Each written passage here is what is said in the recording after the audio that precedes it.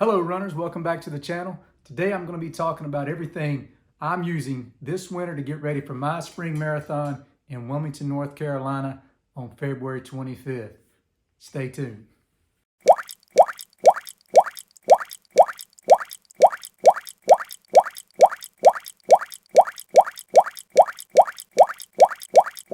Okay, let's start with the basics. First things first, running shorts. My short of choice is the Smart Wool running shorts with the pocket on the back. Pretty simple pair of shorts, 5-inch inseam. I like them because they're made of wool, meaning they don't stink like regular synthetic material stinks. So these are one of my favorite pair. I actually used 2 pair of these on my through hike this year, the Appalachian Trail. So they lasted me about 2,194 miles, no problems. Another pair of shorts that I enjoy are the VRST brand from Dick's Sporting Goods. The reason I like those, they are more traditional, dry fit type of material, but they're very comfortable. I'm not sure what the company does to make them so, but no chafing. They have pockets on the side, so on training runs when you finish up, if you want to stick a gel or something in your pocket, that kind of thing, they come in pretty handy. So good pair of shorts. Top wise, in the summertime, some guys run without shirts and that kind of thing, or ladies running their sports bras, but me, I prefer a singlet. And I race in singlets. This happens to be a Running Rabbit singlet. If you want to check out this brand, their website is RUNIN Rabbit, Run in Rabbit. So basically you're running in rabbit gear. They make a nice singlet. These run about $60. This is the one I used for my last marathon in Richmond last November where I PR'd. So this is a favorite singlet of mine. Great company, check out their stuff. They've got all types of running gear. But I prefer a singlet versus a t-shirt. But again, if it's cold, we'll talk about that in a minute. We'll wear something different if it's cold outside. Socks, so you got shorts, top, socks. There's 2 brands that I prefer. My favorite are Belega socks. These socks are carried by Fleet Feet stores, and there's a Fleet Feet store close to me where I live. So I've been using these for a number of years. I think I have 9 marathons to date wearing Belega socks. Just the right amount of cushion with the medium cushion. I like the ones that come up over my ankles, so I don't have to worry about getting blisters around my ankles. These run about $20 a pair. I think they're worth it. They last about 2 years in between replacements. So again, you got to take care of your feet. You don't want blisters for sure. If you've not tried out this company before and you're looking for a good sock company, maybe consider Belega. Another brand, if you like a thinner sock, more like a hose type of sock, Swiftwick makes a good product that's thinner in nature than the Belega socks. So again, these are similar in price range, I think, from like $17 to $24 a pair. You can check out Swiftwick to see what they've got to offer for socks. But socks are very important. Other than shorts, in my opinion, the most important, because we don't want to chafe and we don't want to blister. Next up for me in the wintertime, especially when I'm carrying more stuff with me, maybe a lightweight jacket, things of that nature that I might take off during the run and want to stow. I'll run with a running vest more often in the wintertime when I'm preparing for my marathons. This particular running vest is a Solomon Advanced 12 skin. So this has a bunch of pockets on it. Fits very tightly to my body, so I enjoy that. And it has these collapsible flasks with it that I can carry water on one side and my sports drink on the other, which is typically the BPM product that I talk about, G1M Sport. I'll put that in there. And then the back, there's a big enough pocket I can stuff a jacket in there, stuff a rain jacket, whatever I need. So, yep, again, I'll wear a running vest, especially on my longer runs or if I think there may be some foul weather heading in. So a good running vest is a good investment. If you're doing ultra marathons, you have these already. If you're new to longer distance running, you may not have a running vest. And again, there's a lot of different brands. Nathan's one that comes to mind. Ultimate Design, or Ultimate Directions, another company I should say that has these, and then of course Solomon. Okay, so far we've got shorts, top, socks, running vest. I like a hat.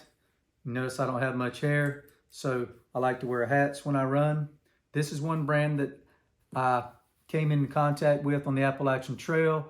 A guy I met one day had one of these on. We started talking about it, I noticed it. So I came home and I looked it up, and this brand is called Mobi. M-O-B-I hats. So MobiHats.com. You can check out their trucker hats. And this is a mesh on the back with a nice soft liner. And then this is made out of foam. So you can just bend these about any way you want to, scrunch them up, throw them in the washing machine, pull them out, and they dry quickly. So this has been a pretty good hat. The only downside for me is if you wear it old school inside your ear here, sometimes you'll get a little bit of rubbing, or I will, I should say. Now, if you're new school and you pull it down over your ears, you probably won't have that problem at all. But again, this is mobyhats.com if you want to check those out. But a good running hat protects your head, keeps the sun out of your eyes, so that's a good thing. Sunglasses. Cheap sunglasses, expensive sunglasses, whatever type of sunglasses, just make sure you have some sunglasses when you're running out in the sun. You need to make sure that you protect your eyes from those harmful UV rays. So whatever you do, just get some quality shades. 20 bucks on up. You can spend about whatever you want to on a pair of sunglasses. I have a lot of different pairs because I'm 51 years old and I've collected them over the years. These right here are just a normal pair, licensed by Wrangler, that I've had for years. I just like the colors of these, so I'll throw these on, or I'll throw my old Oakleys on from time to time and go that route. Main thing is I want to protect my eyes. Younger runners especially. I coached cross country for 10 years and I was always encouraging my runners to go invest in a pair of cheap shades because I didn't want to see them start damaging their eyes, which may not show up when you're 16 or 17, but when you're 40, that's when it shows up. So do what you can to protect your eyes while you're out there training. Let's talk winter gear. If you're going to be out running in the winter time, you may need tights, jackets, long base layers, things of that nature. So let's talk about it. All right, I'm a big fan of smart wool. So right here's my base layer. It's a little short quarter zip coming down so it can ventilate a little bit. I like smart wool products because wool doesn't stink like synthetic, so you don't have all the odor that you normally get from wearing a lot of your synthetic workout gear. So that's a smart wool base layer. Next up, you may need some tights. CWX. These are older tights that I've got here, but I like them because they have compression in different points. I don't tend to put on tights unless it's below freezing personally, to each his own. So, or her own, I should say. So if you like tights, CWX does a good job, but you can find a ton of brands out there to help keep you warm when it comes to running in cold weather. Gloves. You're going to need some running gloves. Something to consider when it comes to running gloves. You want to make sure you get ones that have the fingertip where you can operate your smartphone or whatever you may be using in case you need to make some calls. Now this is just one brand, Nike.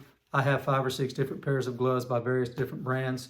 But the main thing is have these with you on those really cold days to make sure you don't get those fingers frostbit. A wind jacket.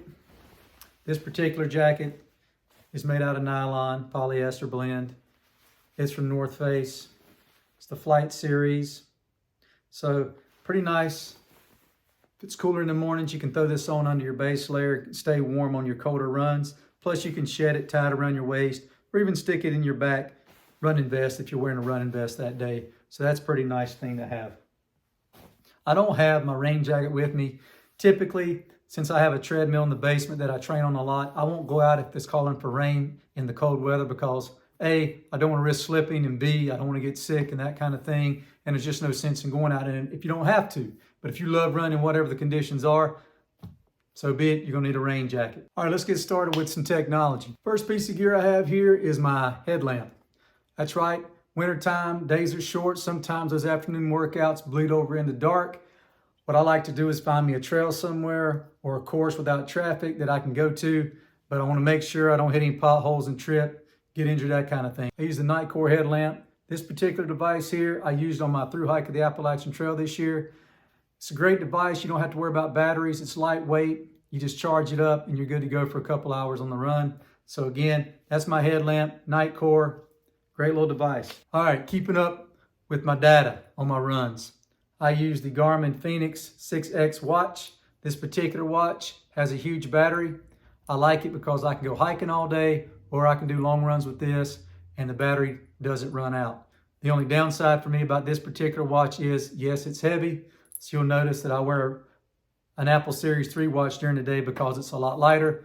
This watch, however, does a great job of helping me out with my training plan because what you can do if you've got a Garmin watch is you can go into your computer, go to Garmin Connect, and from there, you can set up a workout. So I've got a lot of different workouts already programmed in. So when I sync my watch up to my computer, then the workout goes into the watch.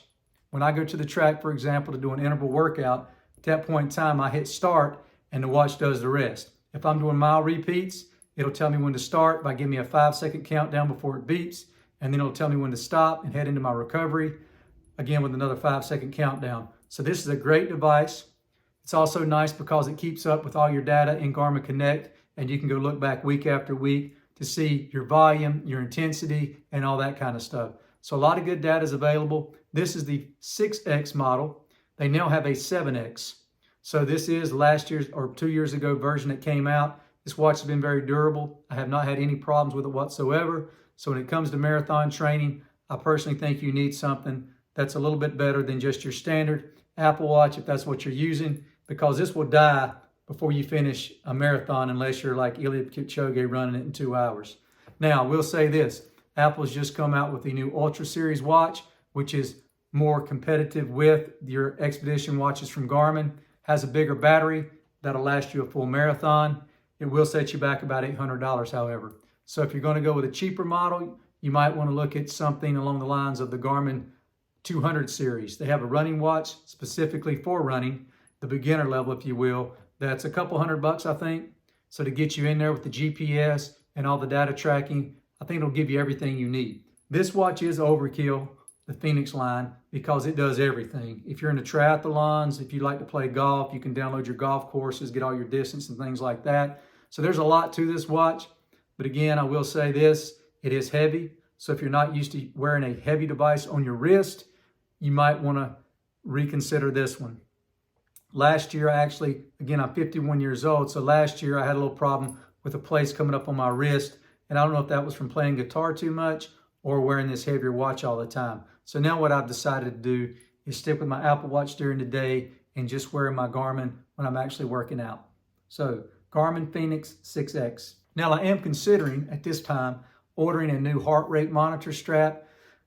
Heart rate straps are much more accurate than the wrist monitors. So I've been thinking about maybe focusing a little bit more on heart rate training during this 16-week block that's coming up here after the Marine Corps Marathon. So I may order the new Garmin Heart Rate Plus. They've got a Pro Plus heart rate monitor that's a little bit easier to change the battery out in versus the Pro model. So the Plus model is around $129, I think. Sometimes you might find it a little bit cheaper on Amazon. But again, that's quite the investment, so I'm debating. And in the next week, I'll make up my mind about that. All right, next piece of technology I want to share with you is my Whoop strap.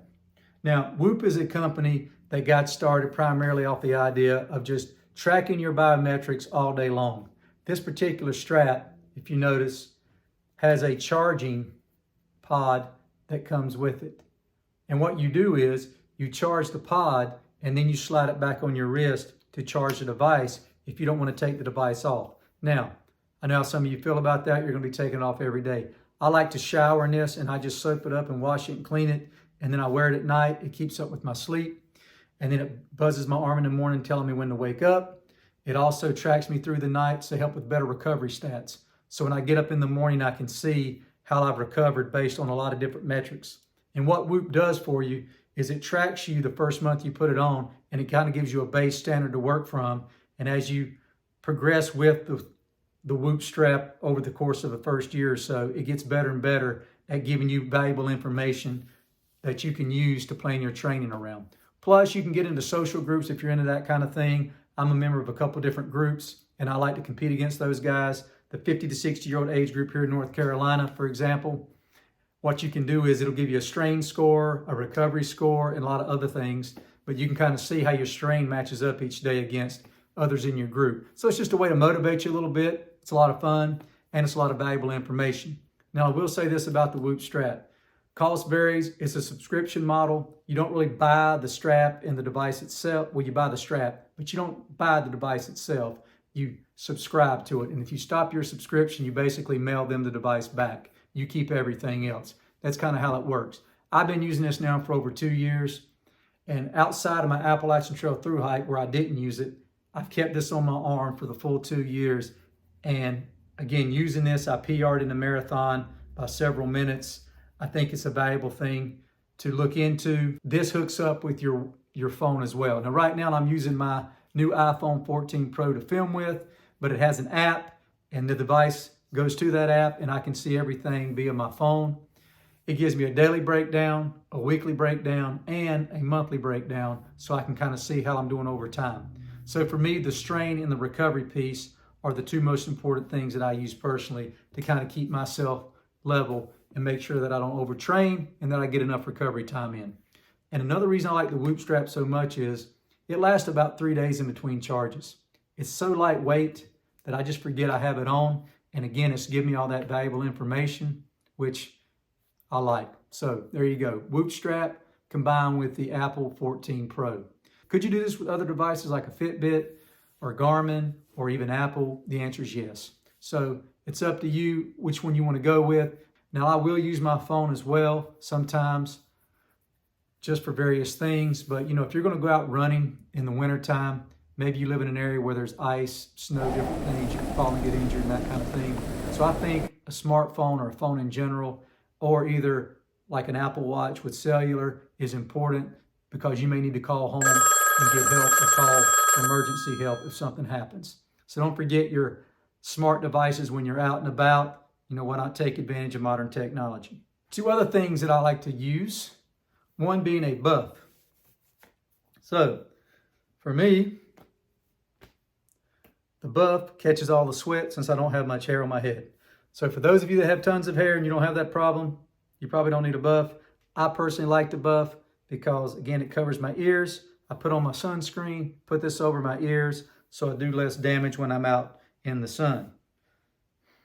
Also, in the wintertime, you're going to need a beanie, and I would suggest that you get different types of beanies, different weights, because sometimes it's colder than others. This is one of my heavy-duty beanies by Spider. It's a ski company, if you will, snowboarding, that kind of thing. So I like to go snowboarding in the winter too, and this is one of my favorite caps for the cold, cold weather. So that's just one good example of a beanie. So you're going to need a beanie. So, okay, the last thing I want to talk about is my workout room.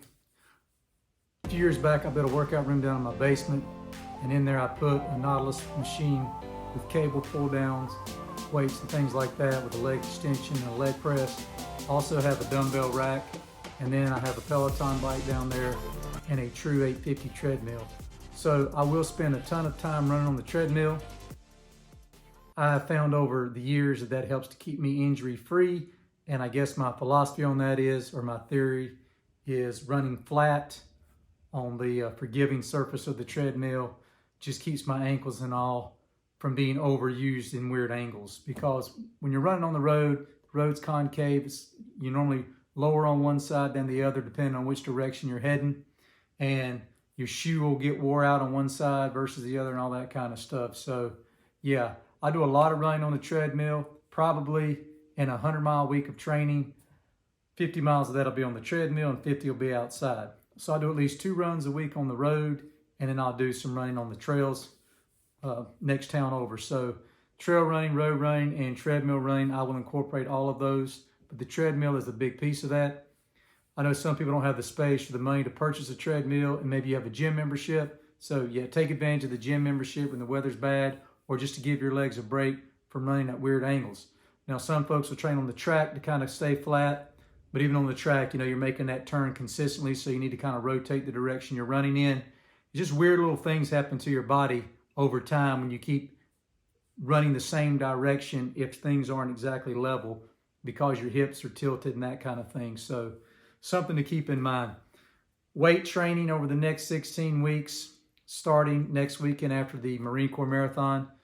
I will incorporate 2 workouts a week minimum, hopefully 3, with a focus on just general strength overall. I don't lift too heavy, but I try to do some basic dumbbell squats, leg extensions, hamstring curls, leg press, some rowing, some different maneuvers to keep my upper body strong and to keep my legs strong. I'll also do a lot of extra stretching at night. I'll use the foam roller to roll out the kinks, and I'll also use my Theragun. So one piece of technology I did mention earlier, I saved to the end here, is my Theragun. If you're not familiar with this, this is referred to, I think, as percussive technology. And Theragun, the company, kind of leads the way in this regard. There's a lot of different companies out there now that make these type of products. Theragun themselves, if you go to their website, they've got newer versions than what I've got. Mine's a few years old. And I think their models start anywhere from around $299 up to around $600, depending on what you want, what you get. But the nice thing about a Theragun is you can work out the kinks after your runs each day. In the morning when I wake up, I'll normally use this on my hips, my hamstrings, my calves, the bottom of my feet at night, that kind of thing, just to keep my muscles nice and loose. This thing has great internal components. It's built to last, so it's very heavy duty. It comes with different attachments for the head, so you can work different muscle groups. Also, it comes with, or at least mine did a couple years ago. I'm not sure now if you order one. But it comes with 2 batteries, and these are large batteries, so you can just recharge one while you're using the other. And these tend to last about 30 minutes. So I like the convenience of this device. If I'm going on the road to a marathon and I'm not flying, if I'm driving, like I will be for the Marine Corps, I'll carry this with me, and I'll use it the night before and the morning of. Now, unfortunately, if you're flying to a marathon, carrying stuff like this becomes a little bit bigger of a chore, if you will, traveling on airplanes. Yeah, but for me, this has been a valuable tool that I enjoy using, and I think it's helped me to maintain my injury-free status for the past couple of years. So if you're not using percussive technology, it may be something you want to do a little bit of research on and look at picking one of these up to help you get rid of those sore muscles. All right. So, okay, that's about it. We've got our clothes that we're going to be wearing for our training this winter. We've got the workout equipment we're going to be using. We've got different technology, the Whoop strap, the Garmin, the iPhone 14. All this stuff is going to come into play. But the main thing is this. If you're going to be successful in your marathon training, you're going to have to be dedicated to the training plan that you choose, whether you have a coach or not. You're going to need to be dedicated to a diet plan, an eating plan, a supplementation plan to help your body stay strong, and you're going to have to be dedicated to your recovery time. And I know most people have full-time jobs. I happen to be in between jobs because I took early retirement a year and a half ago. I'm just taking some time for myself, so I did a through hike. I'm training to see what I can do in the marathon before I go back to, quote, work full-time. So right now I do have time to really train more like a professional athlete. I'm just older. So I'm looking forward to taking on this next training block and just going harder than I did a year or so ago when I got ready for Richmond. So I would love to PR myself. And in order to do that, I'm going to need to be dedicated. I'm going to need to eat right and also make sure I get plenty of rest. So if you made it to the end of the video, I appreciate it. Thanks for watching today. Thanks for coming and visiting my channel. Please consider liking this video if you got something out of it. And please consider subscribing, as I'll be posting videos more in the future following my upcoming training plan here for the Wilmington Marathon. That'll be on February 25th. Have a great day. Keep running. I'll see you next time.